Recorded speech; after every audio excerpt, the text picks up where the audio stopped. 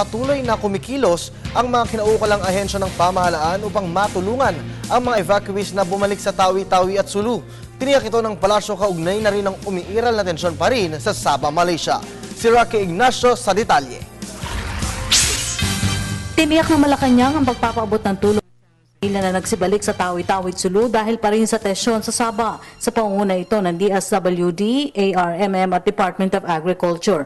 Ayon kay Presidential Spokesperson Edwin Lacerda, ito'y upang matiyak rin ang kasapatan ng supply ng pagkain sa mga apektadong residente dahil sa standoff.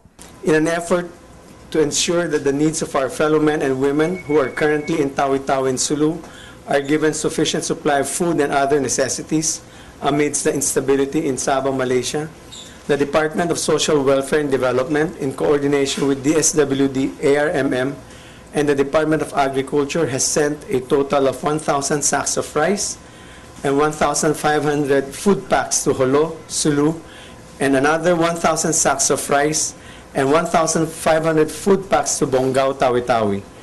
In addition to this, 500 food packs have also been sent to Basilan.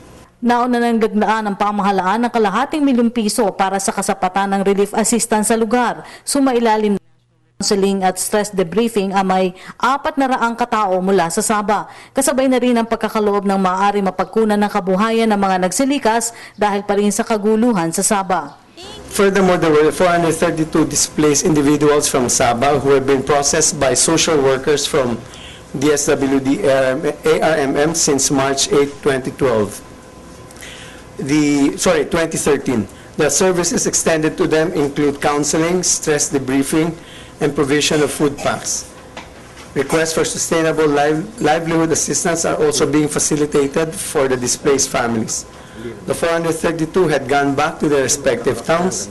A total of 500,000 pesos has been downloaded to DSWD in Tawi-Tawi to secure that there is enough funds to support relief assistance. Samantala, patuloy pa rin kinukumpirma ng pamahalaan ang ulat ng umaning pagmaltrato sa mga Pilipino ng Malaysian authorities sa Sabah. Pero git ni Lacerda, nauna ng pinatiyak ni Pangulong Aquino kay Prime Minister Najib Razak na huwag tensyon ang nalalabi pang mga Pilipino sa lugar. We are documenting this alleged reports of violation. So right now, that is what we're going. What we have are media reports. And so the government, through the DSWD, will be talking to some of these Filipinos who returned from Sabah.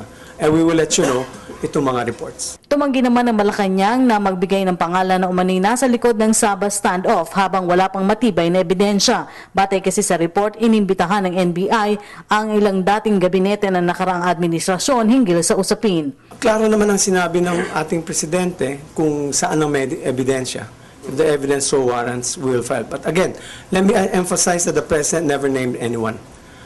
Wala siyang pinapangalanan kung sino. So, klaro lang po tayo doon, ginagawa nilang issue na kesyo may mga identified na. Wala po tayong ina-identify. We're still gathering evidence. So, nandun pa yung up till now.